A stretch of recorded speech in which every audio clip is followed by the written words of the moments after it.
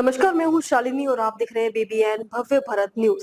चलिए शुरू करते हैं आज की मुख्य खबरें। ईरान पर हमला करके अमेरिका ने एक नया और बड़ा विवाद खड़ा कर दिया है। ट्रंप ने जब से ईरान परमाणु ठिकानों को निशाना बनाने का दावा किया है, तभी से पूरी दुनिया की नजर ईरान और अमेरिकी जंग पर जा टिकी है। भारत भी इस जंग पर नजर बनाए हुए है। जंग के बीच पीएम मोदी ने ईरान के राष्ट्रपति पेजेशिकियान से फोन पर बातचीत की और ईरान इजराइल संघर्ष पर चिंता जाहिर की। पीएम मोदी ने बातचीत की जानकारी देते हुए कहा कि मैंने ईरान के राष्ट्रपति से कूटनीतिक और बातचीत के जरिए किसी भी मुद्दे को सुलझाने की अपील की है। प्रधानमंत्री ने सोशल मीडिया प्लेटफॉर्म एक्स पर लिखा, मैंने ईरान के राष्ट्रपति पेजेशिकियान के साथ बातचीत की है। हमने क्षेत्र की मौजूदा स्थिति पर विचार से चर्चा की और बढ़ते तनाव को लेकर अपनी गहरी चिंता भी जताई है। मैंने तनाव को कम करने के लिए बातचीत और कूटनीतिक को प्राथमिकता देने की अपील की है और क्षेत्र में शांति, सुरक्षा और स्थिरता की जरूरत पर जोर दिया है। तो वहीं समाजवादी पार्टी के अध्यक्ष अखिलेश यादव ने ईरान इजराइल संघर्ष के मुद्दे पर भारत सरकार की चुप्पी और असस्पष्ट रुख पर सवाल खड़े कर दिए हैं। उन्होंने विदेश नीति को लेकर सरकार की मंशा और दिशा पर तीखा हमला करते हुए कहा, भारत को ऐसे समय में अपने सच्चे मित्रों के साथ खड़ा होना चाहिए, अन्यथा यह विश्वासघात के समान होगा। भारत को अपना स्टैंड साफ कर देना चाहिए और इस समय के जो सहयोग और समर्थन होता है हमेशा हमेशा याद किया जाता है। इसलिए मैंने कहा कि मित्र की पहचान बुरे समय पर होती है, अच्छे समय पे तो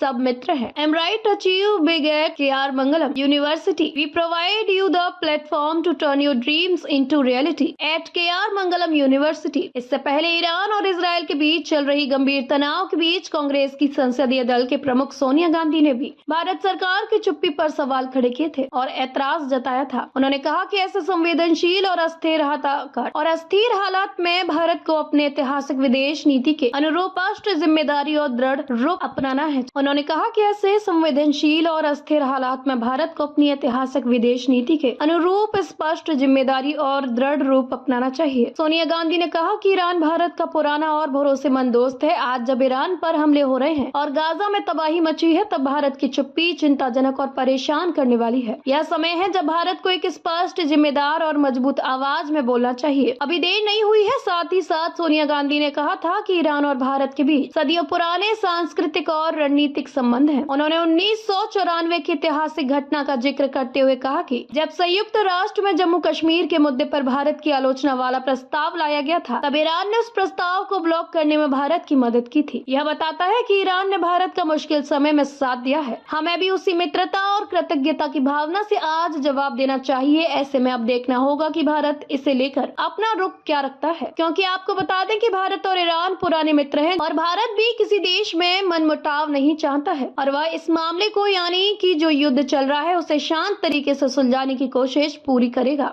सच्ची और बेबाक खबरों के लिए जुड़े रहिए ASH 24 न्यूज के साथ। लाइक करें, शेयर करें, सब्सक्राइब करें और हर अपडेट के लिए बेल आइकन दबाना न भूलें। तो अभी तक के लिए इतना ही। मैं शालिनी आपसे विदा लेती हूँ। अगली खबर में फिर मुलाकात होगी एक और खास खबर के साथ। तब तक के लिए बने रहिए BBN भव्य भारत न्यूज के साथ। नमस्कार।